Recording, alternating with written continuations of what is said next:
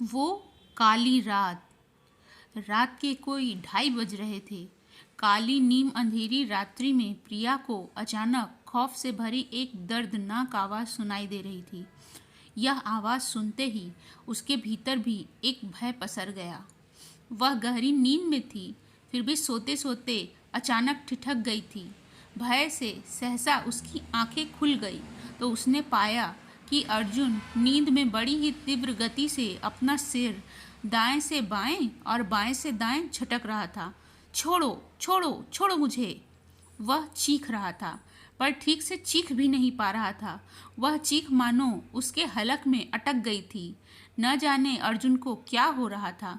बहुत डरते हुए हौले से जब प्रिया ने उसे झकझोरा तो अर्जुन झटके से अपनी तंद्रा से बाहर आया। ठंड के मौसम में भी वह पसीने से तर था। पास ही पड़े हुए चादर से प्रिया उसका पसीना पोंछने लगी कि वह प्रिया से लिपटकर जोर जोर से रोने लगा। प्रिया, कोई जोर से मेरा गला दबा रहा था। मैं छुड़ाने की कोशिश कर रहा था पर छुड़ा नहीं पा रहा था और नाकाम हो रहा था। गला दबा रहा था? कौन? पर यहाँ तो कोई है भी नहीं। प्रिया के माथे पर बल पड़ गए। चकित होकर उसने अर्जुन से सवाल किया और बिस्तर के पास ही बने स्विच बोर्ड पर हाथ फेरकर उसने तुरंत बत्ती जला दी। अर्जुन के चेहरे से घबराहट अब भी झलक रही थी। प्रिया ने खिड़की की ओर देखा। खिड़की भी तो बंद थी। फिर अचानक से अर्जुन को क्या हो गया? न जाने कौन सा डर, कौन सा भय उसे भीतर से सता रहा था। प्रिया ने उसे संभालने की कोशिश की। ऐसा कुछ नहीं है अर्जुन, देखो देखो, तुम शांत हो जाओ। यहाँ कोई नहीं था। तुमने जरूर कोई भयानक सपना देखा था। प्रिया तसल्ली देने लगी। नहीं प्रिया, कोई था। तुमने कैसे नहीं देखा उसे? वो मेरे ऊपर चढ़ा हुआ था और मेरी गर्दन उसके हाथ में थी। वो मुझे जान से मारने की कोशिश कर रहा था और तुम कह रही हो कि यहाँ कोई नहीं था। अर्जुन का चेहरा डर के मारे पीला पड़ चुका था। पसीना चूहे जा रहा था। मन ही मन वह न जाने क्या क्या सोच रहा था। उसे इस हालत में देखकर प्रिया को भी कुछ घबराहट सी होने लगी थी। उसे लग रहा था कि कहीं अर्जुन की तबीयत खराब न हो जाए। वैसे भी काम काज के तनाव में आजकल अर्जुन कितना परेशान रहते हैं। प्रिया को कुछ समझ नहीं आ रहा था। फिर भी जैसे तैसे उसने स्वयं को संभाला। पर अर्जुन तो अब भी सहमा हुआ बिस्तर के एक कोने में अपने आप को पूरी तरह समेट कर बैठा हुआ था। प्रिया ने फिर से एक बार उसे जोर से झकझोरा कि वह उस भयावह स्वप्न से बाहर निकले। कुछ इधर उधर की बातें करके और उन्हें समझा बुझाकर किसी तरह उसने अर्जुन को सुला दिया।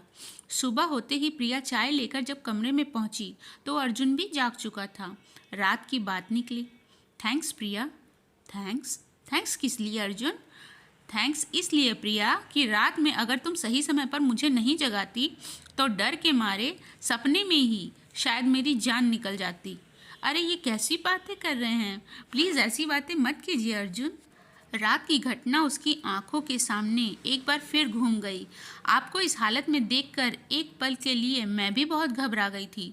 चारों ओर सन्नाटा पसरा था और मेरे और तुम्हारे भीतर एक डर, ये मन भी न जाने क्या क्या सोचने लगता है।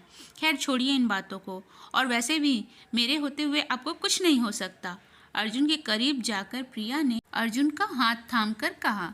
प्रिया को छेड़ते हुए अर्जुन मजाकिया अंदाज में बोला, अच्छा जी, तो तुम क्या सावित्री हो जो यमराज से मेरे प्राण छीन लाओगी? जी हुजूर।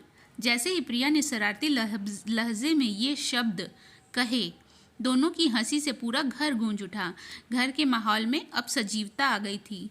प्रिया को अर्जुन ने अपने आलिंगन में ले लिया। अब वे रात की काली छाया से कोसों दूर जा चुके थे। तो फ्रेंड्स, इसी के साथ हमारी ये स्टोरी यहीं ख़त्म होती है। मिलती हूँ नेक्स्ट वीडियो में। वीडियो को लाइक करें, चैनल को सब्सक्राइब करें। तब तक के लिए बाय।